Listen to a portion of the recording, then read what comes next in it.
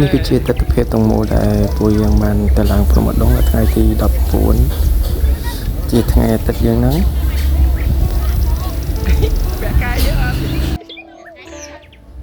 ជាដំណើរកម្សាន្តជុំគ្រួសារ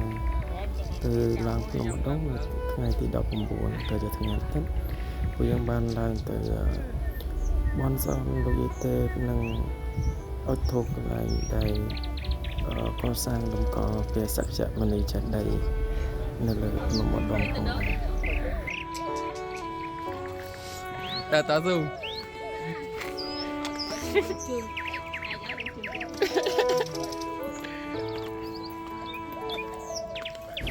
បើសិនជាថ្ងៃចុងសប្តាហ៍បងប្អូន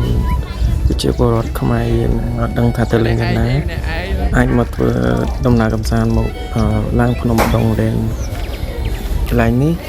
ជាកន្លែងទីសក្ការៈមួយដ៏បុរាណមួយដែរ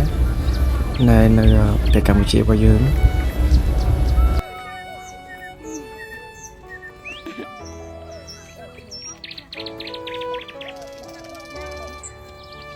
ហើយឥឡូវនេះពួកយើងទៅឡើងបាន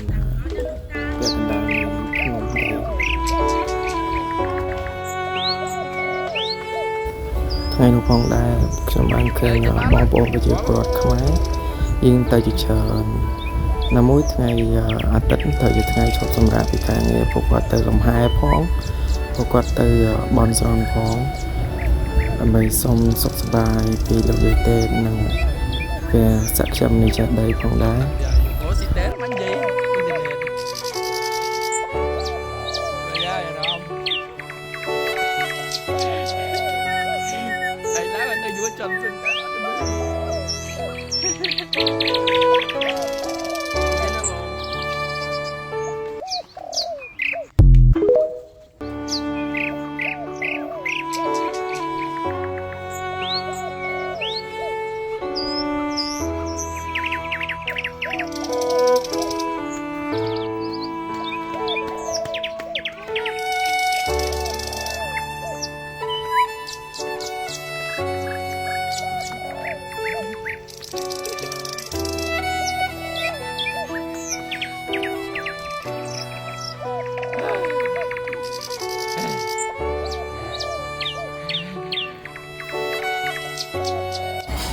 នេះគឺជាការឈប់សម្រាកជាលើកទី2នៃចង្កេះភ្នំតង់ទី2ទេសភាពថតពីលើពិតជាស្រស់ស្អាត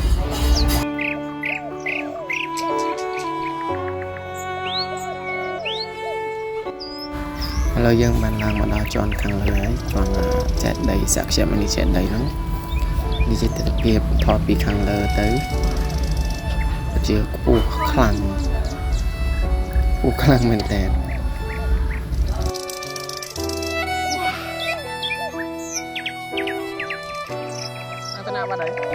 ឥឡូវយើងបានមកដល់ជាន់ខាងលើនេះជាទស្សនវិជ្ជាយើងបានស្រែកការឈប់មកថ្វាយព្រះសក្យមុនីចេតិយនិងឧទ្ទិសសូមសេចក្តីសុខសូមលាភសូមជ័យផងដែរ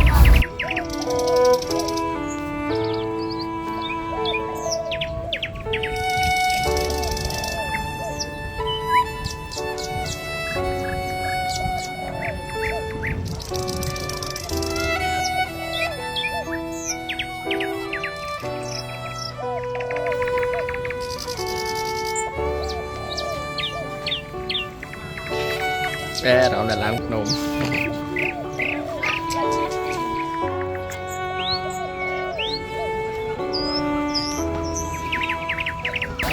ពេលយើងអុជធូបរួចហើយពួកយើងក៏ឡើងមកជាន់ខាងលើមកតាំងទៀតគឺជាន់កន្លែងលោកយាយទេពកន្លែងនេះយើងបន់ស្រន់កន្លែងដែលប្រជាពលរដ្ឋនៅជើងភ្នំឧដុង្គនេះក៏ថាស័ក្តិសិទ្ធិយើងឡើងមកថ្វាយកន្លែងហ្នឹងមួយកន្លែងទៀតដើម្បីសូមលាភសូមជ័យសូមសេចក្តីសុខដូចគ្នាដែរនេះជាផ្លូវទៅកន្លែងលោកយាយទេពដែលជាទីសក្ការៈបូជាដែលប្រជាពលរដ្ឋនៅជើងភ្នំនិងបងប្អូនមកពីទីជិតទីឆ្ងាយទាំងអស់គ្នាផងដែរ ឥ